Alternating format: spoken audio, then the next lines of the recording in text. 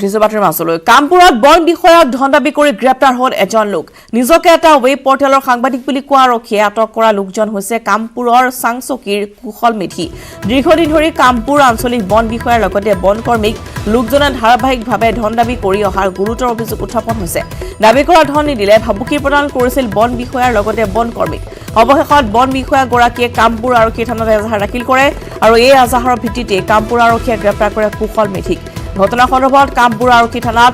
আইপিচিৰ 71/20 384/386/353 ধাৰাত গোচৰ ৰুজু কৰি আৰম্ভ কৰিছে তদন্ত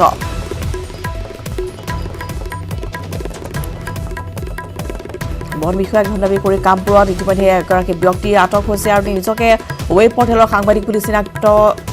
দিয়া এই ব্যক্তিগৰাকী হৈছে কামপুৰৰ চাংচকীৰ কুশল মেধি দীৰ্ঘদিন ধৰি কামপুৰ আঞ্চলিক বন বিষয়াৰ লগতে বন কৰ্মীক ধন দাবীৰ ভাবুকি প্ৰদান কৰি আহিছিল আৰু দাবী কৰা ধন সময়মতে নিদিলে বন বিষয়া আৰু লগতে বন কৰ্মীক ভাবুকি প্ৰদান কৰি আহিছিল আৰু অৱশেষত বন বিষয়াগৰাকী কামপুৰ আৰক্ষী থানাত এজাহাৰ দাখিল কৰাৰ পিছতে গ্ৰেপ্তাৰ কৰা হৈছে কুশল মেধিক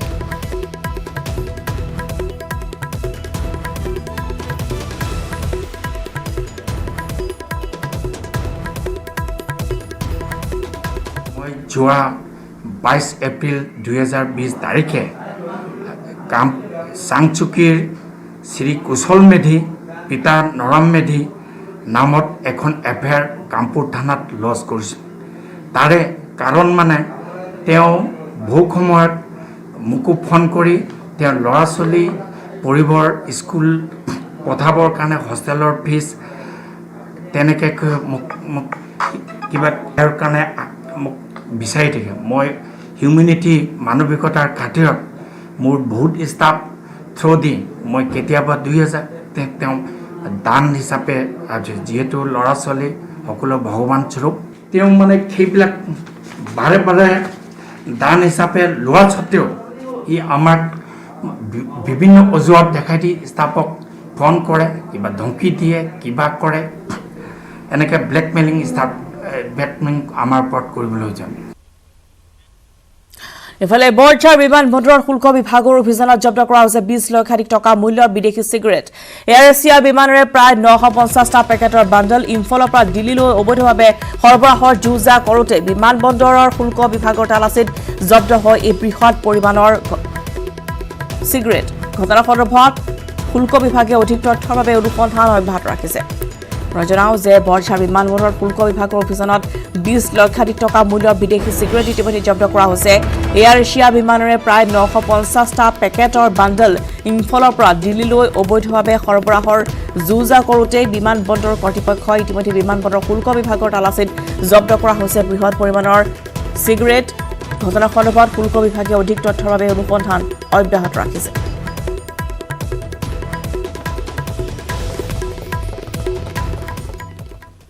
হাতশিঙিমাৰীত মোবাইল চুৰুনিৰ সন্ত্ৰাস চকুৰ প্ৰচাৰতে চুৰি কৰিলে মোবাইল ফোন চিচিটিভিত বন্দী হ'ল সমগ্ৰ ঘটনাৰ দৃশ্য দোকানখনৰ মোবাইল ভাল কৰিবলৈ আহিছিল যুৱতীগৰাকী আৰু চিচিটিভিত আবদ্ধ হৈছে দৃশ্য আৰু হাতশিঙিমাৰীত এনেদৰে চুৰুনিৰ সন্ত্ৰাস মোবাইল চুৰি কৰিবলৈ আহিছিল এগৰাকী মহিলা আৰু ইতিমধ্যেই দেখিবলৈ পোৱা গৈছে যে দোকানত মোবাইল ভাল কৰিবলৈ আহিছিল আৰু ভাল কৰিবলৈ অহা সময়ছোৱাতে কথাৰ চলেৰে এনেদৰে দামী মোবাইল উঠা হৈছে দুটাকৈ দৃশ্য আমি দেখুৱাইছোঁ চকুৰ প্ৰচাৰতে এনেদৰে দামী মোবাইল লৈ উঠা হৈছে এগৰাকী মহিলা হাতশিঙিমাৰীত এই ঘটনা সংঘটিত হৈছে নিজৰ ফোন বেয়া হৈছে বুলি ভাল কৰিবলৈ আহিছিল এখন দোকানলৈ আৰু তাতেই ইটো সিটো চাই তেওঁ কথাৰ চলনাৰে এনেদৰে মোবাইল চুৰি কৰি লৈ গৈছে সমগ্ৰ দৃশ্য ইতিমধ্যে চিচিটিভি কেমেৰাত বন্দী হৈছে কোনো হয়তো ভবা নাছিল যে মহিলাগৰাকী এনেদৰে মোবাইল চুৰি কৰি উঠা হ'ব হাতশিঙিমাৰীত মোবাইল ভাল কৰিবলৈ আহি কিন্তু ভাল কৰাৰ চলেৰে মোবাইল লৈ উঠাও হ'ল এগৰাকী মহিলা আৰু ইতিমধ্যেই দেখুৱাইছোঁ চিচিটিভি কেমেৰাত বন্দী হৈছে সমগ্ৰ দৃশ্য কেনেদৰে চকুৰ প্ৰচাৰতে মোবাইল লৈ উঠা হ'ল এগৰাকী মহিলা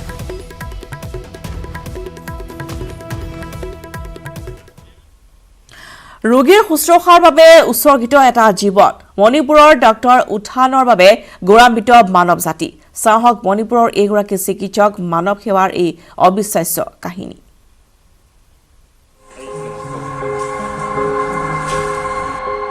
উপাসনা গৃহৰ পৰা ভগৱান ওলাই আহিছে এতিয়া ভগৱান আছে চিকিৎসালয়ত ঠিক যেন ভগৱানৰ দূত হৈ মণিপুৰৰ JNIMSত উপস্থিত আছে ডাক্তৰ উথান ৰাজ্যখনৰ প্ৰথমগৰাকী কোভিড ৰোগীক চিকিৎসাৰে পৰা আজিৰ তাৰিখলৈকে অহৰ্নিশে কোভিড ৰোগীৰ চিকিৎসাত ব্ৰতী হৈ আছে এগৰাকী চিকিৎসক PPE কিট পৰিধান কৰি ইজনৰ পাছত সিজন কোভিড ৰোগীৰ চিকিৎসাত মগ্ন ডাক্তৰ উথান ৰোগীৰ চিকিৎসাত ব্যস্ত এইগৰাকী চিকিৎসকে আনকি খোৱা বোৱা পাহৰি সমাপন কৰিছিল কৰ্তব্য যাৰ ফলত কৰ্তব্য সমাপন কৰি থকাৰ সময়ত হঠাৎ পৰি গৈছিল চিকিৎসালয়ৰ মজিয়াত কিলাগুটি ভৰি মুখত আঘাত পোৱা চিকিৎসকজনক উঠাই লোৱা হৈছিল এখন হুইল চেয়াৰত উঠি তেওঁ পুনৰ গৈছিল কোভিড ৰোগীৰ ওচৰলৈ গুৰুতৰভাৱে অসুস্থ এজন ৰোগীক চিকিৎসা কৰি তেওঁ নিজে বহি থকা হুইল চেয়াৰখনত উঠাই ICUলৈ প্ৰেৰণ কৰিলে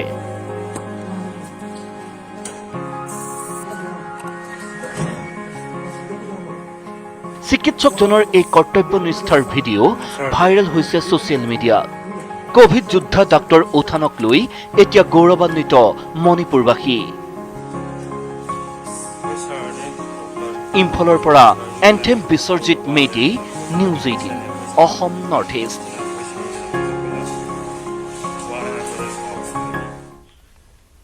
চৌহত্তৰ সংখ্যক স্বাধীনতা দিৱসলৈ মাজত মাথো 2টা দিন বাকী সমগ্ৰ ৰাজ্যতে স্বাধীনতা দিৱস উপলক্ষে নিৰাপত্তা ব্যৱস্থা কটকটীয়া কৰি তোলা হৈছে কাজিৰঙাৰ ৰাজপথতো নিৰাপত্তা ব্যৱস্থা কটকটীয়া কৰি তুলিছে বোকাখাট আৰক্ষীয়ে কাজিৰঙাৰ গেলেকীৰ 37 নং ৰাষ্ট্ৰীয় ঘাইপথত প্ৰতিখন গাড়ী তন্নতন্নকৈ পৰীক্ষা কৰিছে আৰক্ষীয়ে উজনি অসমৰ পৰা অহা প্ৰতিখন গাড়ীৰ ডিকিৰ পৰা আৰম্ভ কৰি সকলো নথিপত্ৰ পৰীক্ষা কৰিছে বোকাখাট আৰক্ষীয়ে স্বাধীনতা দিৱসত কোনো দুষ্কৃতিকাৰীয়ে যাতে কোনো কুটাঘাত সংঘটিত কৰিব নোৱাৰে তাৰ বাবে সষ্টম হৈ আছে আৰক্ষী প্ৰশাসন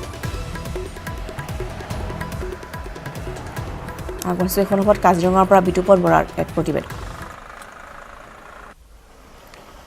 হয় ৭৪তম স্বাধীনতা দিৱসলৈ মাত্ৰ 2টা দিন বাকী সমগ্ৰ ৰাজ্যত এতিয়া নিৰাপত্তা ব্যৱস্থা কটকটীয়া কৰি তোলা হৈছে মই আছো কাজিৰঙা ৰাজপথত মই সামগ্ৰিক পৰিৱেশ দেখুৱাম কাজিৰঙাৰ যি 37 নম্বৰ ৰাষ্ট্ৰীয় ঘাইপথটো আৰক্ষী প্ৰশাসনে বৰ্তমান যি নিৰাপত্তা ব্যৱস্থা কটকটীয়া কৰি তুলিছে প্ৰতিখন উজনিৰ পৰা নামনি প্ৰতিখন গাড়ী তেওঁলোকে পৰীক্ষা তন্নতন্নকৈ পৰীক্ষা কৰা দেখিবলৈ পোৱা গৈছে এই বোকাখাট আৰক্ষীয়ে যি তন্নতন্নকৈ পৰীক্ষা কৰি আছে সবু গাড়ী যাতে কোনো দুষ্কৃতিকাৰীয়ে যি কোনো কুটাঘাত সংঘটিত কৰিব নোৱাৰে তাৰ বাবে তৎপৰ হৈ পৰিছে বোকাখাট আৰক্ষী যি আৰক্ষীৰ যি তৎপৰতা ক্ৰমাৎ বৃদ্ধি পাইছে স্বাধীনতা দিৱসৰ উপলক্ষে আৰু যি পূৰ্বতে দেখিবলৈ যে কিছু স্থানত যেনেকৈ কুটাঘাত সংঘটিত হৈছিল তাৰ পৰা ৰক্ষা কৰিবৰ কাৰণে আৰক্ষী প্ৰশাসন বৰ্তমান দিনে নিশাই তৎপৰ হৈ পৰিলক্ষিত হৈছে মোৰ লগত আৰক্ষী বিষয়া আছে মই তেওঁলোকৰ ওচৰলৈ যাম আৰক্ষী বিষয়াসকলৰ লগত কথা পাতিম আচ্ছা আপোনাৰ ওচৰলৈ আহিছোঁ আচ্ছা যেহেতু নিৰাপত্তা ব্যৱস্থা কটকটীয়া কৰা হৈছে আগন্তুক যি স্বাধীনতা দিৱসৰ কাৰণে প্ৰাকখনত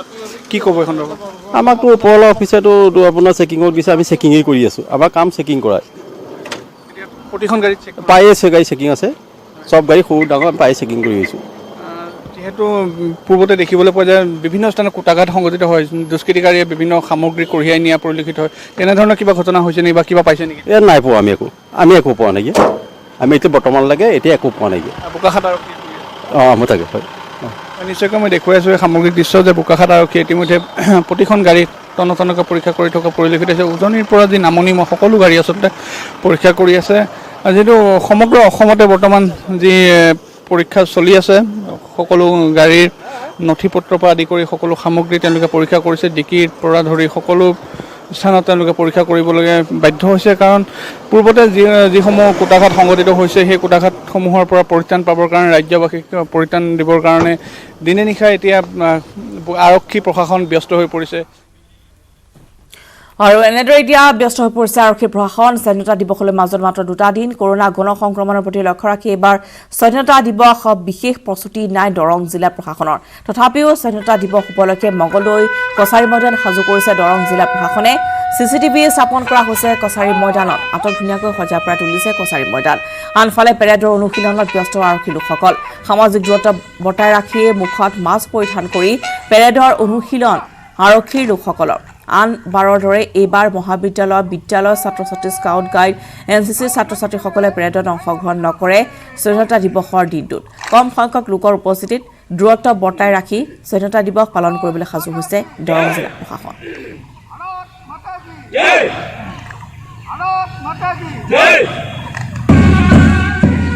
আগন্তুক এই প্ৰস্তুতি সন্দৰ্ভত মংগলদৈৰ সংবাদদাতা নৱজ্যোতি মহন্তৰ ৰিপৰ্ট নিশ্চয়কৈ দেশৰ ভিন্ন প্ৰান্তৰ লগতে মংগলদৈ কাছাৰী ময়দানতো স্বাধীনতা দিৱসক লৈ ব্যাপক আয়োজন চলিছে ইতিমধ্যে পেৰেডৰ অনুশীলন কৰিছে আৰক্ষীসকলে স্বাধীনতা দিৱসলৈ মাজত মাত্ৰ 2 দিন থকাৰ সময়ত আমি দেখুৱাইছোঁ পেৰেডৰ অনুশীলনত ব্যস্ত আৰক্ষীসকল আৰু এইবাৰ যিহেতু যি কৰোনা মহামাৰীৰ কাৰণে ছাত্ৰ ছাত্ৰীসকল স্কাউট গাইড বা NCC যি দলসমূহ আছে এই দলসমূহ কিন্তু এইবাৰ এই পেৰেডত অংশগ্ৰহণ নকৰে কেৱল আৰক্ষী অৰ্ধসামৰিক লোক আৰু হোম গাৰ্ড এই লোকসকলে অংশগ্ৰহণ কৰিব এইবাৰ পেৰেডত আমি দেখুৱাইছোঁ এয়া মংগলদৈ কাছাৰী ময়দানৰ দৃশ্য আৰু ইতিমধ্যে অন্তিমবাৰৰ কাৰণে যে অনুশীলন কৰিছে পেৰেডৰ অনুশীলন কৰিছে আমি দেখুৱাইছোঁ আৰক্ষী লোকসকল আছে আমি কথা যত্ন কৰিম দেখুৱাইছোঁ প্ৰথমতে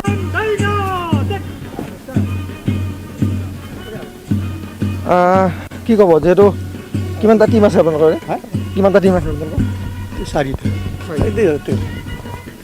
কিমানটা টিম আছে আপোনালোকৰ হয় আমি দৰং পুলিচ প্ৰশাসনৰ পৰা স্বাধীনতা দিৱসৰ প্ৰস্তুতি চলাই আছোঁ আমাৰ কাছাৰী ময়দানত আমি দৰং পুলিচ প্ৰশাসনৰ পৰা আমি প্ৰেক্টিছ কৰি আছোঁ 15 আগষ্টৰ কাৰণে কুচকাৱাজ অনুষ্ঠানৰ প্ৰেক্টিছ কৰি আছোঁ এইবাৰ মাস্ক পৰিধান কৰিব লগা হৈছে লগতে যি ধৰণে আন কিবা দেখাবলৈ NCC স্কাউট গাইড থাকে এইবাৰ NCC স্কাউট গাইড আৰু কোনো কলেজৰ কোনো ষ্টুডেণ্টে এইবাৰ অংশগ্ৰহণ নকৰে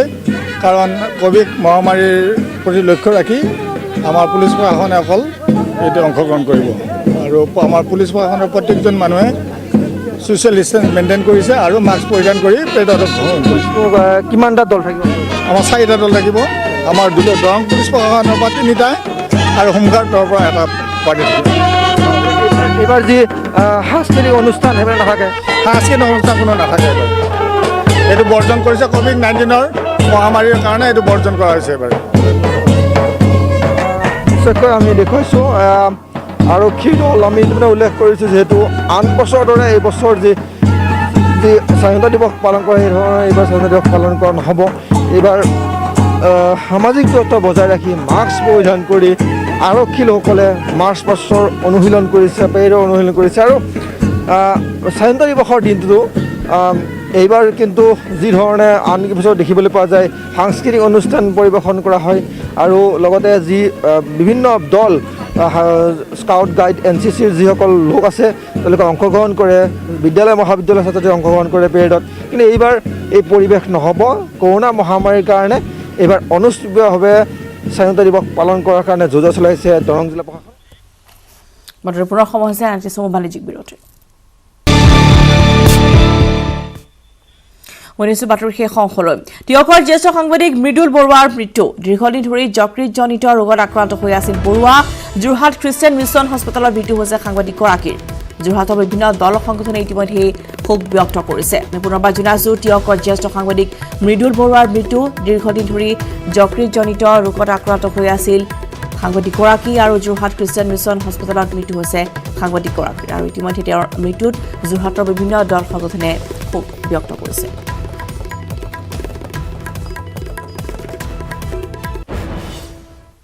2021 চনৰ নিৰ্বাচনত কেইখন আসন পাব বিজেপিয়ে নৱগঠিত ৰাজনৈতিক দলে কিমান ভোট ভাঙিব শাসকাধীন দলৰ কংগ্ৰেছ AIUDFৰ মিত্ৰতাই হেঙাৰ হ'ব নেকি বিজেপিৰ এই সকলো বিষয় স্পষ্ট কৰিলে ৰাজ্যিক বিজেপিৰ সভাপতি ৰঞ্জিত কুমাৰ দাসে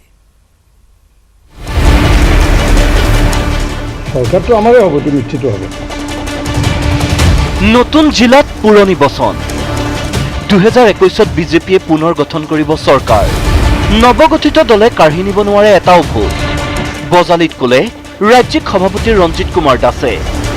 কিন্তু তাৰ পাছতো কংগ্ৰেছ AIUDFৰ মিত্ৰতাক লৈ শংকিত ৰঞ্জিত কুমাৰ দাস বিজেপিৰ ৰাজ্যিক সভাপতিৰ মতে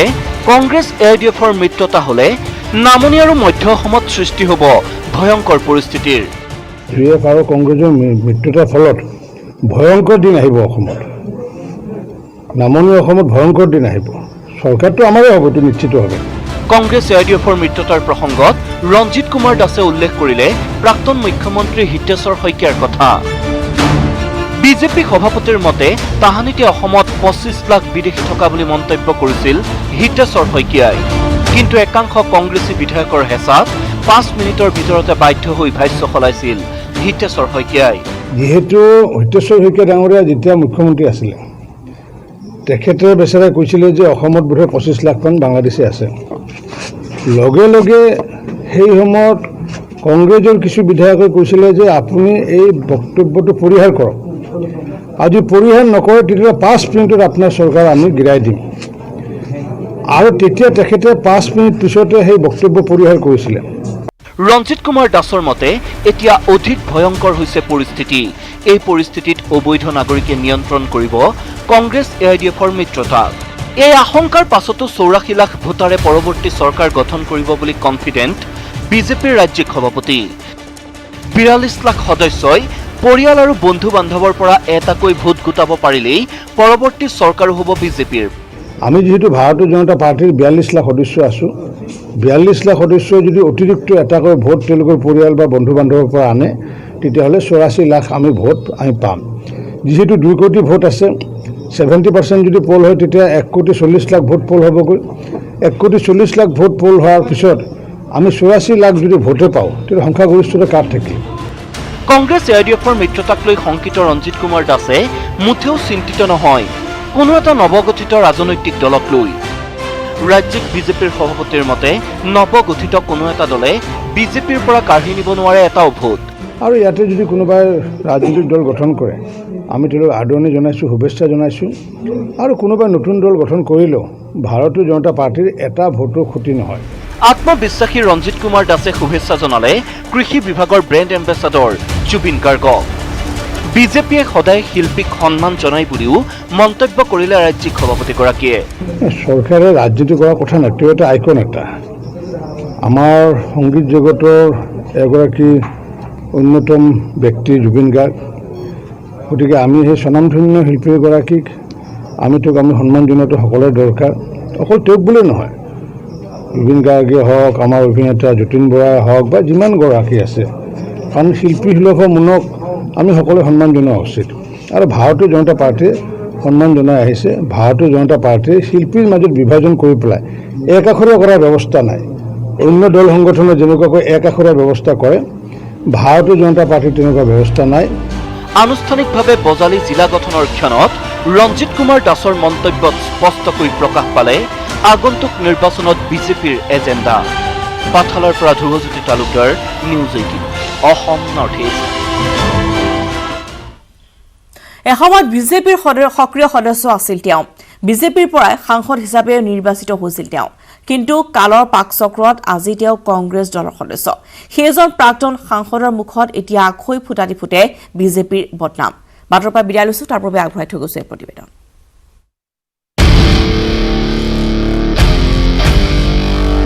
লখিমপুৰত RP শৰ্মাৰ বিস্ফোৰণ। কংগ্ৰেছৰ প্ৰচাৰত উভতি ধৰিলে বিজেপি। হিমন্তক চেলেঞ্জ, জুবিন গাৰ্গক ক্লিন চিট। শোণিতপুৰৰ ঘটনাত বিজেপি জড়িত থকাৰ অভিযোগ। লখিমপুৰত কংগ্ৰেছীয় দলীয় কাৰ্যসূচীত অংশ লৈ প্ৰাক্তন সাংসদ RP শৰ্মাই RSSক সাধুবাদ দিয়াৰ বিপৰীতে উভতি ধৰিলে বিজেপি। RP শৰ্মাৰ মতে RSSে হিন্দু মুছলিম নিশিকায়, কিন্তু বিজেপিৰ স্থিতি বিপৰীত। কেঁচা হিন্দুজিম কৰা বিজেপিয়ে ধৰ্মৰ নামত দেশখনক ভাগ ভাগ কৰাৰ অভিযোগ RP শৰ্মাৰ। এইটো কেঁচা হিন্দুজিম হয়, it is not the pure Hinduism. Hinduism is Sanatan Dharma. তাত হিন্দু আছে, মুছলমানো আছে, শিখো আছে, ইছাইও আছে, বৌদ্ধ জৈন সব আছে। আৰু ট্ৰাইবেলিজম যোনটো ট্ৰাইবেল ধৰ্ম, জনজাতি ধৰ্ম যোনটো বাথৌ পূজা, ধৰক ডিমাৰাজী পূজা, এইবিলাক সব আছে সনাতন ধৰ্ম। বিজেপিয়ে তাৰ পৰা কাটি মেলি আহি টুকুৰা টুকুৰি কৰি যদি ইয়াত চুকত থৈ দিয়ে। RSS কিন্তু কোনোদিন আমাক হিন্দু মুছলমান শিকোৱা নাছিলে। তাহানিৰ RSS আজি নাজানো, 16 বছৰ থাকিলো। বিৰোধীক 100 গলেৰে থকা সৰকা কৰিম বুলি কোৱা হিমন্ত বিশ্বক খেলুৱৈয়ে নহয় বুলিলে RP শৰ্মাই। ৰাজনীতিত গ'ল কেনেকৈ দিয়ে সেয়া হেনো RP শৰ্মাই শিকাই দিব হিমন্তক। সব গ'ল ফেল হৈ আছে। কিয়? খেলুৱৈয়ে দিব লাগে গ'ল যোনে ফৰৱাৰ্ডে যোনে গ'ল মাৰে নহয় ফৰৱাৰ্ডে দিব লাগে খেলুৱৈ নহয় হিমন্ত ডাঙৰীয়া খেলুৱৈ নহয় মোৰ ভাই হয় খেলুৱৈ নহয় অলপ শিকাব লাগিব ৰাজনীতিৰ গ'লটো কেনেকুৱাটো শিকাম মই